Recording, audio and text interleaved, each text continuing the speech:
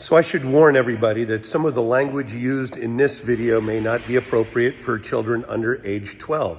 And what I'd like to talk about is wood, and good wood. And when it comes to wood, a lot of misconceptions, and a lot of people ask me, how much new oak do you use, and why do you use so much new oak? And we use 100% new French oak at Adversity Cellars, and one of the reasons is I don't want anything to have the impact on a new barrel other than the new wine. I want the last thing to touch the inside of my barrel to be fire, so I know it's sanitized and clean. And a lot of our coopers will actually age our wood longer than they normally do, just so we can have a reduced oak impact. But also, the big thing is people say, well, how heavy do you use your toast? And there's a big misconception about toasts and wood.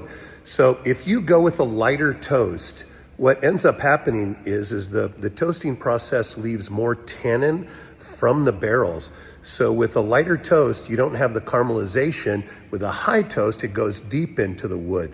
With a medium or low toast, it only goes a little bit in. So you end up extracting more tannins. And people who know my wines know that I want them to be sumptuous and seductive.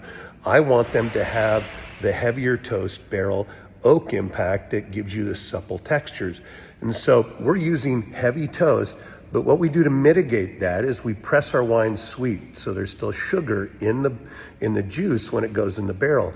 And by finishing the fermentation process in barrel, that really incorporates the oak flavors, so the wines aren't nearly as oaky. You don't have that huge coffee, mocha, toasted caramel quality. Instead, you get a hint and an accent of those things, but you also then get the delicate wood tannins. You don't get that raw oak tannin. So we do use some medium plus oak with Terranceau specifically. It adds a little bit of celery seed and this beautiful green quality that I think really magnifies some of the more elegant, beautiful vineyards we work with. But then with Terranceau, we use those because they're so beautifully textured. They give all of the wines a nice pull to the front top of the palate. And then the Gamba wines, the Gamba barrels give us this amazing bottom texture. They just round things out beautifully. So we're using more medium plus and heavy toast than most people do.